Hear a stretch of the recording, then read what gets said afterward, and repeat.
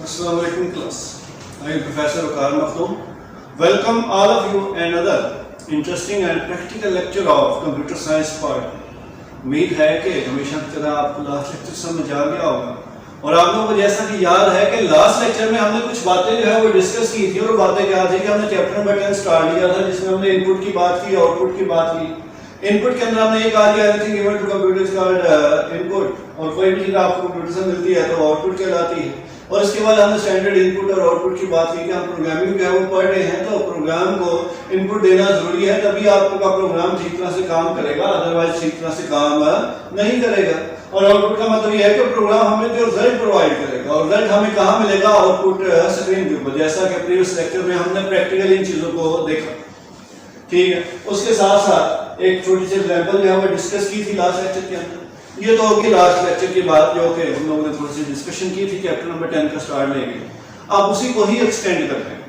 आज के लेक्चर में हम लोगों ने जो चीज बात करनी है कि लास्ट लेक्चर में तो हमने देख लिया कि मैसेज कैसे डिस्प्ले होता है, ठीक है, और उसके बाद हम लोगों ने ये भी थोड़ा सा देखा कि किस तरह से किसी वेरिएबल से वैल्यू रीड की जाती है और डिस्प्ले की जाती है। उसी को ही मजीद एक्सटेंड करते हैं। आज उस टॉपिक को हम नाम देंगे फॉर्मेट स्पेसिफायर। उसके बाद उसकी भी प्रैक्टिकल एग्जांपल जो है वो देखी जाएगी, ठीक है, बोर्ड के ऊपर भी हम देखेंगे और इंशाल्लाह प्रैक्टिकली भी हम लोग देखेंगे, ठीक है। और उसके बाद कौन कौन से फॉर्मेट स्पेसिफायर जनरली यूज होते हैं और आप लोगों को उनमें से क्या क्या बातें जो है वो याद रखनी। तो हम बात कर लेते हैं फॉर्मेट स्पेसिफायर की कि फॉर्मेट स्पेसिफायर क्या चीज फॉर्मेट स्पेसिफाई करता है कि किस तरह से वैल्यूज को रीड और डिस्प्ले करना है। कहां से रीड करना है जी, वेरिएबल से। कहां पे डिस्प्ले करना है, आप लोगों के पास आउटपुट स्क्रीन के ऊपर, ठीक है। आपके पास ये कोई कांस्टेंट भी हो सकता है जिसकी वैल्यू जो रीड हो रहा है, और आपके पास कोई वेरिएबल भी हो सकता है जिसमें से वैल्यू जो है वो रीड होने के बाद आउटपुट स्क्रीन पे क्या की जा रही है, डिस्प्ले की जा रही है। और आप लोगों के पास कोई भी वैल्यू अगर आउटपुट स्क्रीन पे आप लोगों ने डिस्प्ले करवानी है तो याद रखिएगा फॉर्मेट स्पेसिफायर का होना जरूरी है। अगर फॉर्मेट स्पेसिफायर हम नहीं लिखते, ठीक है, तो याद रखिएगा वैल्यू रीड नहीं होगी और ना ही डिस्प्ले होगी। और जब ये प्रैक्टिकल एग्जांपल हम लोग परफॉर्म करेंगे उस टाइम में आप लोगों को ये बातें वहां पे करके दिखाऊंगा। ठीक है, अभी सिर्फ इतना याद रख लें कि फॉर्मेट स्पेसिफाई फॉर्मेट स्पेसिफाई याद रखता है कि किस तरह से वैल्यूज को रीड करना है और डिस्प्ले करना। अब हमारे पास ये जो फॉर्मेट स्पेसिफायर है ये कितनी किस्म के होते हैं। अगर आपके पास पॉइंट्स के बगैर में वैल्यूज है तो उसके लिए हमारे पास इंटीजर फॉर्मेट स्पेसिफायर है उसका इस्तेमाल होगा, वो पॉजिटिव वैल्यूज भी होंगी, नेगेटिव वैल्यूज भी होंगी। उसके बाद आप लोगों के पास कैरेक्टर, अगर कोई एबीसी है तो कैरेक्टर फॉर्मेट स्पेसिफायर का इस्तेमाल होगा। अगर पॉइंट्स में वैल्यूज है तो उसके लिए हम क्या इस्तेमाल करेंगे, फ्लोटिंग पॉइंट फॉर्मेट स्पेसिफायर। यहाँ पे एक बात देखने वाली है, बात ये है कि आप लोगों के पास इसमें एमसीक्यूज में शॉर्ट क्वेश्चन में कुछ चीजें जो पूछ ली जाती हैं तो आप लोगों ने एक बात याद रखनी है कि कौन सा फॉर्मेट स्पेसिफायर क्या करता है। जैसे आप लोगों को स्क्रीन के ऊपर एक टेबल जो है वो दिखाई दे रहा है, आप लोगों के पास बुक के अंदर भी टेबल अवेलेबल है जिसमें हर एक फॉर्मेट स्पेसिफायर जो है उसकी वैल्यू को लिया जा रहा है और उसके बाद उसके साथ साथ क्या है उसके एक्सप्लेनेशन को लिखा गया है। तो आप लोगों को इस चीज को थोड़ा सा जो है वो अंदाजा जरूर कर लेना। जैसे परसेंटेज डी के बारे में कहा जाता है कि ये डिफरेंट फॉर्मेट स्पेसिफायर की मैंने एग्जांपल ले ली है जिसके अंदर परसेंटेज डी है, एफ है, एस है, आपके पास सी है, यू है, ठीक है।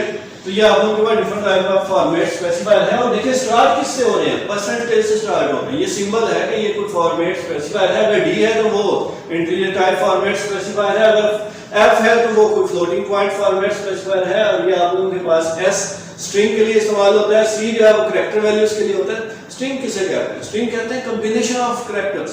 फॉर एग्जांपल पाकिस्तान एक स्ट्रिंग है, इसमें एक से ज्यादा कैरेक्टर्स हैं, ठीक है। जैसे मैं यहाँ पे लिख रहा हूँ तो ये आप लोगों के पास डबल कोटेशन में होगा और ये क्या है, एक स्ट्रिंग है, कॉम्बिनेशन ऑफ कैरेक्टर। पी है एक सिंगल कैरेक्टर है, और अगर आपने सिंगल कैरेक्टर जो है रीड करना है और डिस्प्ले करवाना है तो उसके लिए हमारे पास क्या यूज होगा, परसेंटेज सी। आप लोगों के पास ये चीजें देखनी जरूरी है कि आप लोगों ने कौन सा फॉर्मेट स्पेसिफायर इस्तेमाल करना है ताकि जैसी वैल्यू हो वैसा ही फॉर्मेट स्पेसिफायर आप लोग यूज करें ताकि एग्जैक्ट वैल्यू रीड की जा सके और एग्जैक्ट वैल्यू ही डिस्प्ले की जा सके। अब फॉर्मेट स्पेसिफायर, ठीक है, क्या क्या चीजें फॉर्मेट करता है, क्या क्या इंफॉर्मेशन हमें देता है। अब ये फॉर्मेट स्पेसिफायर जो है वो तीन चीजों के बारे में जो है ना वो इंफॉर्मेशन देता है, और वो क्या है, परसेंटेज डी यानी कि डेटा टाइप। अगर आप फॉर एग्जांपल परसेंटेज डी इस्तेमाल हो इसका मतलब ये है कि वो कोई इंटीजर डेटा टाइप। अगर परसेंटेज एफ इस्तेमाल हो रहा है तो इसका मतलब है कि वेरिएबल कौन सा है, कोई फ्लोटिंग पॉइंट जो है ना वो आप लोगों के पास है वेरिएबल है, फ्लोट वेरिएबल, ठीक है। उसके बाद अगर आप लोगों के पास परसेंटेज सी है तो इसका मतलब है करैक्टर वेरिएबल है। तो ये हमें एक चीज बताएगा, वो क्या है, डेटा टाइप। दूसरी चीज क्या बताता है, फील्ड बिट। आप लोगों ने वो आउटपुट स्क्रीन देखी ब्लैक सी, जिसमें आपके सामने एग्जैक्ट वैल्यू नजर आ जाती है। अगर सपोज कर लें कि ये आपके पास वही ब्लैक स्क्रीन है, यहाँ पे आपको रिजल्ट लिखा हुआ नजर आता है, हमें तो ऐसे लिखा हुआ नजर आता है, लेकिन याद रखिएगा वो असल में इस तरह से नहीं होता, बल्कि असल में वो कुछ इस तरह से होता है, यहाँ पे 1 और यहाँ पे 0, यानी कि 10 नंबर ऑफ कॉलम्स के अंदर डिस्प्ले होता है। और वो भी आपके पास किसकी मदद से, हमें कौन ये इंफॉर्मेशन प्रोवाइड करेगा, फॉर्मेट स्पेसिफायर, और उसको हम इसमें नाम दे रहे हैं फील्ड विड्थ, कि कितने कॉलम्स का इस्तेमाल किया जाएगा किसी वैल्यू को डिस्प्ले करवाने के लिए, और किस तरह से उस वैल्यूज को डिस्प्ले करवाया जाएगा, ये भी आप लोगों को कौन बताएगा, फॉर्मेट स्पेसिफायर। तो यहाँ तक बात क्लियर होनी चाहिए कि अगर फॉर्मेट स्पेसिफायर नहीं है तो हमारा प्रोग्राम ना ही वैल्यू को रीड करेगा ना ही डिस्प्ले करेगा, ठीक है। अब इसी को ही प्रैक्टिकली परफॉर्म करके जो है वो देख लेते हैं, ताकि आप लोगों को क्या हो सके, अंडरस्टैंडिंग मजीद आप लोगों की बढ़ाई जा सके। और उसके बाद इस एग्जाम्पल को देखेंगे और उसके बाद इस लेक्चर को क्या कर देंगे, वाइंड अप कर देंगे। चलते हैं, बढ़ते हैं, हमारे पास जो प्रैक्टिकल है उसकी तरफ। जी बच्चों, हम लोगों ने थ्योरेटिकल पोर्शन ऑफ बोर्ड के ऊपर डिस्कस कर लिया। अब थोड़ी सी प्रैक्टिकल जो है ना एग्जांपल देख लेते हैं कि एक्चुअली वो चीज़ रन कैसे हो रही है, कैसे आपको आउटपुट मिल रहा है, क्या क्या प्रॉब्लम्स आ सकती हैं, ठीक है। उन्हीं को ही हम क्या करेंगे यहाँ पे डिस्कस करते हैं। तो वही सेम चीज़, सबसे पहले अपना कंपाइलर जो टर्बो C++ है उसे क्या कर लेते हैं, यहाँ पे रन करते हैं। आप लोगों के सामने वही सेम स्क्रीन जो है वो ओपन हो जाएगी, जिसके ऊपर आप लोगों ने क्या लिखना है, कोड लिखना है, ठीक है। कोड लिखने के बाद वही सेम मैकेनिज्म अडॉप्ट किया जाएगा, उसे कंपाइल किया जाएगा, रन किया जाएगा, और आउटपुट स्क्रीन पे जाके हम क्या करेंगे, रिजल्ट्स को चेक कर लेंगे। अब देखिए यहाँ पे मैंने क्या किया, 2 वेरिएबल्स ले लिए। एक आप लोगों के पास इंटीजर टाइप का था जिसके अंदर मैंने क्या स्टोर किया, 10, और एक मैंने फ्लोट टाइप का लिया जिसका नाम मैंने क्या रखा, num2, ठीक है। और उसके अंदर मैंने क्या स्टोर कर लिया, 15.5। और उसके बाद यहाँ पे मैंने एक और लाइन ऐड की, printf। और यहाँ पे देखिए 2 वेरिएबल्स थी, 2 वैल्यूज मैंने रीड करनी थी, तो इसलिए मैंने यहाँ पे %d और %f यूज किया। और अगर मैंने एक वैल्यू रीड करनी होती तो मैं एक लिख लेता, लेकिन यहाँ पे मैंने अब 2 वैल्यूज रीड करनी है, इसलिए मैं यहाँ पे क्या लिख रहा हूँ, %d और %f। अब यहाँ पे थोड़ा सा मजीद इसे एक्सपेंड करते हैं जी। अब आपके पास देखें 2 वेरिएबल आ गए, फिर मैंने डबल कोटेशन के अंदर क्या लिख रहा हूँ, %d %f, और उसके बाद फिर डबल कोटेशन क्लोज की, फिर कोमा लगाया, और आर्गुमेंट लिस्ट में मैंने 2 वेरिएबल्स के नाम दे दिए। और वो 2 वेरिएबल्स के नाम कौन से हैं, num1 और num2। अब दोनों को किससे सेपरेट किया, कोमा से सेपरेट कर दिया, ठीक है। यहाँ पे देखिए ये नाम और ये नाम सेम है, ठीक है, दोनों में कोई फर्क नहीं है। तो आप लोगों ने भी जब भी ऐसा काम करना है कि प्रोग्राम के अंदर वेरिएबल्स का इस्तेमाल करना है, तो जो नाम आपने डिक्लेरेशन में, इनिशियलाइजेशन में यूज करने हैं वही सेम, उसके अंदर कोई स्पेलिंग का भी चेंज ना हो, वही सेम आप लोगों ने आउटपुट स्टेटमेंट के अंदर भी यूज करने। अब इस पर हम हमारा रिजल्ट अब क्या मिलना चाहिए कि हमारे पास 2 वैल्यूज हमें मिलनी चाहिए। एक आप लोगों के पास इंटीजर टाइप वैल्यूज है और एक क्या है, फ्लोट टाइप वैल्यू। तो हम क्या करते हैं, सबसे पहले की तरह, हमेशा की तरह इसे कंपाइल करते हैं। कंपाइल किया, कंपाइल करने के बाद हम इसे क्या करते हैं, रन करते हैं। रन किया, आउटपुट स्क्रीन नहीं आई, तो यहाँ पे जाके हम आउटपुट को चेक कर लेते हैं। लेकिन यहाँ पे देखें क्या लिखा है 10 और आगे लिखा है 15.5। एक आपके पास कौन सी वैल्यू आ गई, ये इंटीजर टाइप की वैल्यू आ गई जो num1 में पड़ी थी, और ये num2 की वैल्यू 15.5 थी। लेकिन आगे देखें 5 0 आ रही है, ये प्रिसीशन है। प्रिसीशन हमने क्या पढ़ा था, number of the digits after the decimal point. तो ये फ्लोट टाइप की वैल्यू थी ना, इसने फौरन से कौन सी वैल्यू रीड की, फ्लोट टाइप की वैल्यू रीड की। और फ्लोट टाइप की वैल्यू थी क्या, 15.5, लेकिन उसका पॉइंट के बाद कितने डिजिट थे, 1 थे। तो उसने ऑटोमेटिकली क्या कर दिया, कंपाइलर ने 5 zeros ऐड कर दिए, ठीक है। और ये 5 टोटल वैल्यूज कितनी होगी, 6 होगी। इसलिए ये जो है ना प्रिसीशन को इसने कंसीडर किया है कि अगर वैल्यू आप लोगों के पास फ्लोट टाइप की है तो इसकी प्रिसीशन जो है वो पॉइंट के बाद कितने डिजिट्स आएंगे, 6 डिजिट्स आएंगे, ठीक है। अब इसको क्लोज करते हैं, दोबारा से एडिट विंडो पे जाते हैं। अब यहाँ पे मैं %f ये जो लिखा है इसकी जगह पे मैं क्या लिख देता हूँ, %d लिख देता हूँ। फिर क्या होता है, चेक कर लेते हैं जरा। आप लोग देखेंगे आपको वो आउटपुट नहीं मिलेगी जो आपको चाहिए थी, ठीक है। हम इसे कंपाइल करते हैं, कोई एरर नहीं है जी, और इस एरर को हम लॉजिकल एरर का नाम देंगे। रन किया, उसके बाद आप रिजल्ट चेक करते हैं, आउटपुट पे गए। अब देखें आप लोगों के पास इसने पहले वाली वैल्यू रिजल्ट भी दे दिया और आगे नई भी ले आया, ठीक है, इसका मतलब ये हुआ कि ये जो आउटपुट स्क्रीन है ये क्लियर नहीं हुई। जब क्लियर नहीं हुई तो आप लोगों को पता है कि क्लियर करने के लिए हमें कौन सा फंक्शन यूज करना है, क्लियर स्क्रीन का जो फंक्शन है वो इस्तेमाल करना है, और वो मैं यहाँ पे स्टार्ट में लिख देता हूं, और वो फंक्शन है क्या, CLRSCR। और वही सेम चीज कि आप लोगों का क्लियर स्क्रीन फंक्शन कंपाइलर को कैसे अंडरस्टैंड होगा, उसको कैसे पता चलेगा कि जिसने क्या करना है। तो एक हेडर फाइल जो है वो शामिल करनी है, और वो किसकी मदद से, हैश, आप लोगों के पास हैश इंक्लूड, और यहां पे मैं क्या लिख दूंगा, conio.h। ठीक है, ये हेडर फाइल मैंने हिस्सा बना दी। फिर से हम इसे कंपाइल करते हैं, और कंपाइल करने के बाद इसे रन कर देते हैं। ठीक है जी, अब आउटपुट देखते हैं क्या हमें आउटपुट क्या मिली। अब देखें यहाँ पे 10 मिल गई। num1 की तो वैल्यू इंटीजर टाइप की थी, वो मिल गई, लेकिन num2 की जगह पे उसने क्या लिख दिया, 0 लिख दिया। अगर आप फॉर्मेट स्पेसिफायर गलत इस्तेमाल कर देंगे तो आपको एक्चुअल रिजल्ट नहीं मिलेगा।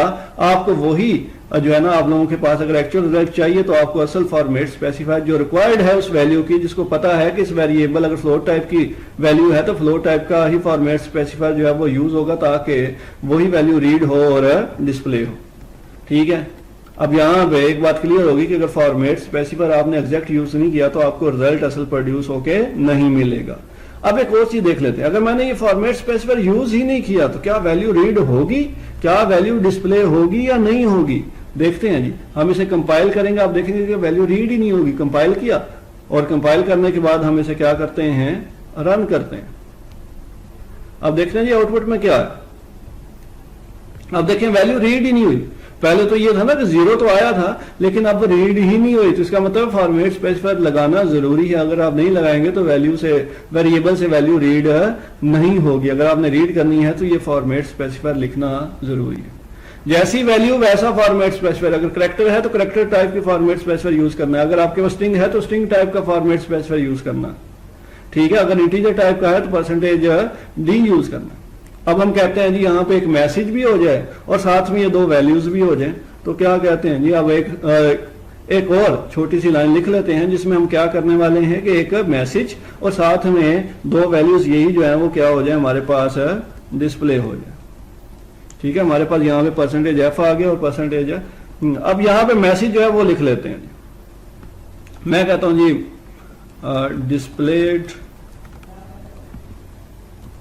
Displaying 2 numbers. ठीक है, मैसेज आ गया कि हम डिस्प्ले कर रहे हैं 2 नंबर्स। ठीक है, और वो आप लोगों के पास एक %d है और एक %f हमने यूज किया है। क्यों यूज किया, दोबारा से बोल रहा हूं कि एक इंटीजर टाइप का वेरिएबल है और एक फ्लोट टाइप का वेरिएबल है, और मैसेज के बाद दोनों वैल्यूज मिलनी चाहिए। देखिए मैं क्वेश्चन क्या कह रहा हूं कि मैसेज के बाद दोनों वैल्यूज मिलनी चाहिए, इसलिए ये जो फॉर्मेट स्पेसिफायर है वहां पे आप लोगों ने लिखना है जहां पे आप चाह रहे हो कि आपको रिजल्ट मिले। अब इसको दोबारा से कंपाइल करते हैं। कंपाइल किया और उसके बाद इसको रन कर देते हैं। अब आउटपुट देखते हैं कि क्या मैसेज और आउटपुट हमें वैल्यूज हमें मिली। तो ये देखें यहाँ पे आप लोगों के पास डिस्प्लेइंग 2 नंबर और उसके बाद आपके पास 10 आ गया और 15.5 आ गया। जहां पे हमने %d और %f यूज किया ना, वहां पे वैल्यूज आपके पास रीड हुई हैं और डिस्प्ले हुई हैं। अगर मैं इनकी पोजीशन चेंज करता हूं तो फिर क्या होता है, मैं यहाँ पे ये जो %d यहाँ पे लिखा था इसको मैं यहाँ से अरेज कर देता हूं और इसको मैं ये 2 से पहले जो है वो यहाँ पे लिख देता हूं। देखें डिस्प्लेइंग %d 2, ठीक है, नंबर्स और उसके बाद %f। अब देखते हैं क्या num2 की वैल्यू देखिएगा यहाँ पे रीड होगी %f की जगह पे, और num1 की वैल्यू रीड होगी %d की जगह पे। तो हम दोबारा से क्या करते हैं, कंपाइल करते हैं। ठीक है, कोई एरर नहीं है। दोबारा से क्या करते हैं, रन करते हैं और उसके बाद आउटपुट चेक करते हैं कि जो मैंने बात की है वो बात ठीक है या नहीं है। देखें डिस्प्ले 10, जहां पे %d लिखा वहां पे 10 आ गया, आगे 2 नंबर्स और उसके बाद %f की जगह पे उसकी वैल्यू आ गई।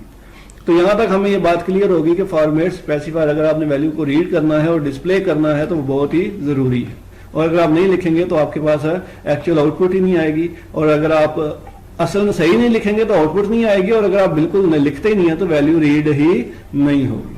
तो इसको लिखना क्या है, जरूरी है। अगर आपके पास आउटपुट प्रिंटफ स्टेटमेंट में आपने स्ट्रिंग और साथ में फॉर्मेट स्पेसिफायर यूज कर रहे हैं तो इसका मतलब ये हुआ कि हम लोग क्या कर रहे हैं, किसी वेरिएबल से वैल्यूज रीड कर रहे हैं। और अगर मोर देन 1 वेरिएबल्स हैं तो हम उनको क्या करेंगे, कोमा से सेपरेट करेंगे, ठीक है। और इन्हीं को ही आपकी बुक में क्या नाम दिया गया है, आर्गुमेंट लिस्ट का नाम दिया गया। और इंशाल्लाह नेक्स्ट क्लास के अंदर हम फील्ड विड्थ स्पेसिफायर को प्रैक्टिकली देखेंगे, ठीक है। अब वापस बोर्ड की तरफ चलते हैं ताकि इस लेक्चर को क्या किया जा सके, वाइंड अप किया जा सके। जी भाई, आप लोगों ने देखा कि प्रैक्टिकली चीजों को कैसे जो है परफॉर्म किया जाता है, कैसे वैल्यूज को रीड किया गया है, कैसे उन्हें डिस्प्ले किया गया। आप लोगों को मैंने जैसे कि दिखाया कि वैल्यू जो है वो आप लोगों के पास अगर फॉर्मेट स्पेसिफायर का इस्तेमाल नहीं होता तो वैल्यू रीड ही नहीं होती। अगर गलत फॉर्मेट स्पेसिफायर इस्तेमाल हो गया तो आपके पास असल रिजल्ट ही प्रोड्यूस नहीं होगा, ठीक है। आपके पास लॉजिकल एरर जो है वो होता होगा। तो ये सारे आप लोगों के पास चीजें माइंड में रखनी जरूरी है कि जैसी वैल्यू होगी वैसा फॉर्मेट स्पेसिफायर क्या करेंगे, हम इस्तेमाल करेंगे। जैसे फॉर एग्जांपल आपके पास डेसिमल इंटीजर वैल्यू है कोई, तो हम लोग क्या करेंगे, परसेंटेज डी का इस्तेमाल कर लेंगे, ठीक है। कोई साइन इंटीजर वैल्यू है तो वो आई का, परसेंटेज आई का इस्तेमाल हो जाएगा। कोई आपके पास ऑक्टल वैल्यू है तो परसेंटेज ओ का इस्तेमाल हो जाएगा। कोई आप लोगों के पास अनसाइंड डेसिमल इंटीजर वैल्यू है तो परसेंटेज यू का इस्तेमाल हो जाएगा। कोई आप लोगों के पास अगर हेक्साडेसिमल वैल्यू है जिसमें स्मॉल एबीसी शामिल है तो परसेंटेज स्मॉल एक्स का इस्तेमाल हो जाएगा। अगर आपके पास अनसाइंड हेक्साडेसिमल इंटीजर वैल्यू है जिसमें बड़ी एबीसी शामिल है तो आप लोगों के पास क्या है, परसेंटेज जो है ना कैपिटल एक्स जो है वो यूज हो जाएगा। उसके बाद आप लोगों के पास अगर फ्लोटिंग पॉइंट वैल्यूज हैं तो परसेंटेज एफ का इस्तेमाल होगा। अगर फ्लोटिंग पॉइंट वैल्यूज के साथ एक्सपोनेंट नोटेशन आ जाती है, ठीक है, पावर के अंदर नोटेशन आ जाती है, जैसे 10 की पावर 3 है, ठीक है, 10 की पावर -35 है, तो आप लोगों के पास परसेंटेज एक और एक्सपोनेंट आपके पास जो है फ्लोटिंग पॉइंट जो है वो आपके फॉर्मेट स्पेसिफायर जो है वो उसका यूज होगा। अगर आप लोग चाह रहे हो कि एक्सपोनेंटेशन भी हो और कोई एक्स्ट्रा जीरो भी ना हो, जैसे परसेंटेज एफ का यूज किया था ना, तो अगर वैल्यूज कम थी पॉइंट के बाद आई तो उसने ऑटोमेटिकली खुद से क्या कर दिया, जीरोस को ऐड कर दिया। अगर आप चाह रहे हो कि कोई एक्स्ट्रा जीरो ना हो तो हम परसेंटेज डी का इस्तेमाल करते हैं। यानी कि जैसा फॉर्मेट स्पेसिफायर आप लोग जैसी वैल्यू को रीड करना चाह रहे हो, आप चाह रहे हो कि एक्चुअल वैसी ही वैल्यू रीड हो, तो आप लोग वैसा ही फॉर्मेट स्पेसिफायर यूज करेंगे। आप लोगों को स्क्रीन के ऊपर एक टेबल सा दिखाई दे रहा होगा जिसके अंदर ये सारे फॉर्मेट स्पेसिफायर और उसकी जो है आप लोगों के पास आगे एक्सप्लेनेशन जो है वो लिखी हुई है। आप लोगों को ध्यान से पढ़ लेना है। क्यों ध्यान से पढ़ लेना है? क्योंकि आप लोगों के पास एमसीक्यूज प्लस शॉर्ट क्वेश्चन ऐसी कोई कंसेप्चुअल वे में पूछ लिए जाते हैं। ठीक हो गया। तो हमने अभी तक जो बात डिस्कस की वो ये बात डिस्कस की कि हमारे पास फॉर्मेट स्पेसिफायर क्या होता है, उसके बाद उसके हमने प्रैक्टिकल एग्जामिनेशन जो एग्जांपल है वो हमने सिस्टम के ऊपर जो है वो जाके क्या किया, उसको अंडरस्टैंड किया, उसको रन किया, कंपाइल किया, आपको चीजें मजीद क्लियर हो गई। अब आप लोगों की स्क्रीन के ऊपर कुछ क्वेश्चन आप लोगों को दिखाई दे रहे होंगे। ये क्वेश्चन आप लोगों के असाइनमेंट है जो आप लोगों ने लिख के हमें व्हाट्सएप करने हैं इनके आंसर्स, ताकि आप लोगों को हमें पता चले कि आप लोगों को किस हद तक समझ आए। मजीद अगर कोई पॉइंट रह जाए, कोई आप लोगों को ना समझ आया हो, तो आप लोगों ने लाजमन हमसे क्या करना है, डिस्कस कर लेना। ठीक है, हम आप लोगों के लिए एफर्ट अप्लाई कर रहे हैं और आप लोग माशाल्लाह काफ़ी अच्छा रिस्पांस दे रहे हैं। इस तरह रिस्पांस को बढ़ाते रहें। ठीक है जी, अल्लाह पाक आपकी हिफाजत फरमाए। हमें दुआ में याद रखिएगा। अल्लाह हाफिज़। नेक्स्ट लेक्चर में मिलते हैं।